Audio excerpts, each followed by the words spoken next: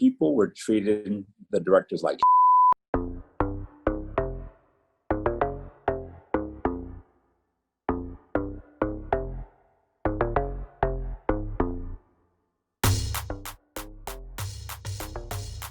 Maurice Marable has been influencing some of the biggest television moments for years. The veteran TV producer, who also is a director, has been the force behind some of HBO's larger and most successful projects: 6 Feet Under, Veep, Sex and the City, and more. And now he's cranking everything all the way up. Since 2017, he's been directing television like BET's The Game, It's Always Sunny in Philadelphia, Insecure, and The Last OG. And for his most recent project, he once again takes on a producer-director role, and it's, well, amazing. Now streaming on Hulu is Woke, which stars Lamorne Morris. We chat. So where did the dream begin for you to become a filmmaker? You know, when I was a kid, you know, I know now it's not all professional. When I was a kid, when I was young, I loved TV. I loved movies. I loved commercials. And, you know, and to me, it was just like this little magic box. I didn't know how stuff got there. You know, I had my heroes and favorite things, but I didn't know how those things were made. But to cut a long story short, when it was time to go to college, and my parents go, so what are you going to do? And I was like, you know what? I want to make commercials. I want to do something creative like that. And my dad was like, what? Hell, no. Pick something else. So I went to school for accounting. And I went to Georgia State. I went to Savannah State first for a year. And then I went to transfer to Georgia State University in Atlanta. And I hated it. I hated it. And I dropped out of college and I joined the Air Force. But then I found myself 2.5, 3 years later in the desert, doing a desert war. And that's when you go, what do I really want to do with my life? And also at the time, Spike Lee was so present.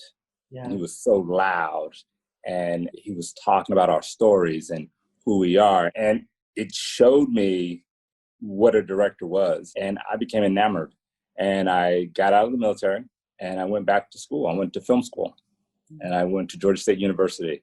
And literally Spike Lee came to town to produce a movie in Atlanta. And I begged to get on this movie. And again, he was just producing it. He wasn't directing it. And I literally went up there every day. And they were like, we don't have any jobs. And then finally, one of the producers said, hey, do you want to be my intern? And I didn't care. I'd give anybody coffee to be near a movie set. Like, you know, I didn't, and I worked on that job and I dropped out of school again. What was your first sign of success? For me, it really was when I got to HBO. Mm-hmm. And, you know, I started off at HBO as a production manager in creative services. And in about a year and a half, I became the creative director overseeing promo and content for originals and films. At that moment, I felt like, wow, that I made it. Something happened in the last, I feel like 2 years, like a major shift in your career. And I could be wrong about that 2-year marker. And if I am, please correct me. But what happened? Because I started seeing you everywhere. Like I would watch a lot of serial television and I see directed by, and I was like, wait, what? Like he's everywhere. What happened in 2018 that really changed things for you? When I left HBO, I was like, I want to direct television. And HBO was very, very helpful in helping me get an agent. I was signed at ICM. So when you're a new director, you go out to these shows and you shadow directors and you try to see what the process is like. And what happened was I was sitting there and I'm watching these directors and I'm in these big productions and people were treating the directors like shit behind their back, right? What? Behind their back. Oh my gosh. Ugh. He doesn't know what he's doing. Oh my God, can he just get this right? And they forget that I'm a director, right? So I'm sitting in the back going, oh my God, what? and And so I thought, well, that was just one show. I went to another show. It happened again. I was like, I'm not built for this. I literally was like, I'm not built for this. And I decided not to pursue TV. And I went into commercials. And I just was happy doing commercials until the recession hit. And then boom, 2008, everything crashes and all my jobs dry up.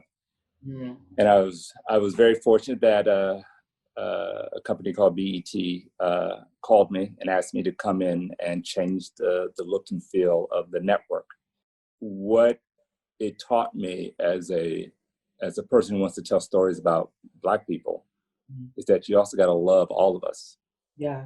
You can't love the folks that you think are in line with your thinking.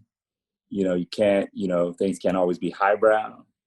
We all have cousins who are lowbrow. We have cousins who are highbrow, and just really learning to just love us. I think that's the biggest thing I took from BET. And while I was there, I met the Akils, Salim and Mara Akil, and the game. I'd helped launch the game there. And just to add this to the story, at the very same time, HBO, still a family friend, called me up and was like, hey, can you do this promo thing for this show, Veep? And I was like, I don't really do promos anymore. And they're like, please, please, please. So I did this promo. They loved it. Julia loved it. And then I got a call like a month later, like, hey, can you do this other thing for Veep? And I was like, no, guys, I don't do promos. And they were like, well, just read it. So they sent it over to me. And it's a 16-page script. And there's this character, I thought, and I would go like, Joe Biden. And I said, so who's going to play Joe Biden? And they were like, Joe Biden. Like, what? So I go back and I'm reading the thing, and it dawns on me that this is for the White House Correspondents' Dinner. It's a short film with Julia Louis-Dreyfus as her Veep character and Joe Biden doing a buddy comedy. I said yes, and next thing you know, I'm in the White House like a few times a week, in the Oval Office, and just being in that kind of space with, when President Obama was the president. We shot it and we did everything, and Michelle Obama wanted to be a part of it. And so we wrote a part that night for her for the next day, and just being in her presence and the way she rolled in and her spirit, it was just, now that to me was I think I made it moment. That when that hit the air, that's when I think things changed for me. And of course, all of that brings us to now. You not only are directing this new series on Hulu, that's airing now, called Woke, but you also are an executive producer of the project, which I think, unlike some of the other television that I've seen you direct before, this is probably your first time with skin in the game. In addition to cinematically shaping what it's going to look like. Tell me a little bit about how that project even came to you and why you wanted the opportunity to have the duality of this role for this series. This was the second show that I exec produced. The first one was a series called Brockmire with Hank Azaria, right? Yes. And so, and that is, again, another game changer. When I came onto that series, the executive producer title was not fluff. Sometimes those titles are fluff. They just give you that so they can pay you a little bit more money. Right. But in Brockmire, it was a partnership. It was a partnership between me, Hank Azaria, and Joel Church Cooper. And we ran that show. And that taught me a lot because that was a low budget show. So it taught me a ton. So by the time that Woke came around, I think, I had learned a lot from Brockmire, and I was able to come in and do things that are not just creative, but also financial. But how that show came to me, my agent called me and said, hey, there's a script. I think it's the type of work you like to do that we haven't been able to find you. And I said, okay. So I get the script and I love it. The pilot script was amazing. And I think you already know this, but it was based on inspired by a real artist named Keith Knight out of the Bay Area. And it was co-created by Marshall Todd, who also wrote the original Barbershop.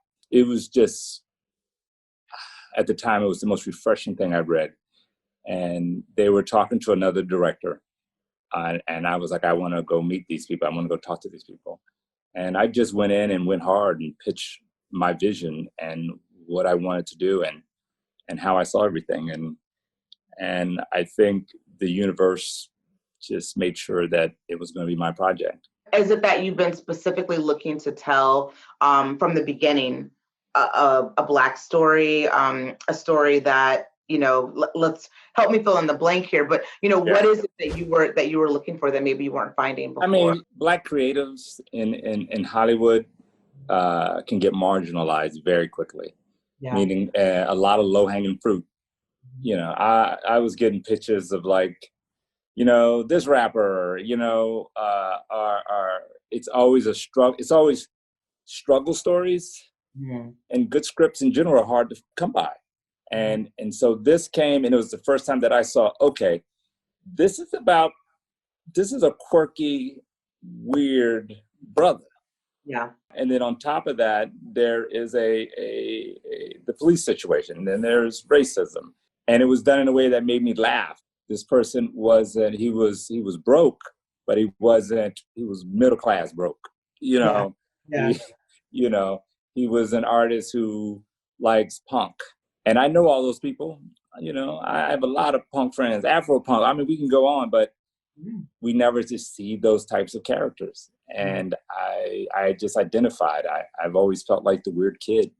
This series talks about all the things that we are talking about at our dinner tables anyway, but it gives it this really nice comedic overlay, which I think is needed, especially because so much of the conversations are so serious. Like that scene in the pilot where he, gets, falsely arrested. It's so jarring initially when it happens. And then it's like, oh my God, this is actually hilarious because, you have like the white character that comes in and has this moment. It's like, this actually is real life, but it's also a way to kind of really inject very topical things that are happening right now, but also make it where it doesn't feel like maybe some of the news shows that we have to, limit ourselves to watching because it can be so painful. This is really entertaining and really funny and gives you a different way, I think, to talk about things. And I don't know if that's something that you guys talked about when, really bringing this show together as you were working on it. Working on this show, we were very thoughtful about trying not to be typical and trying to stay true to what it means to be an artist. And, the central conflict is the idea of just being woke.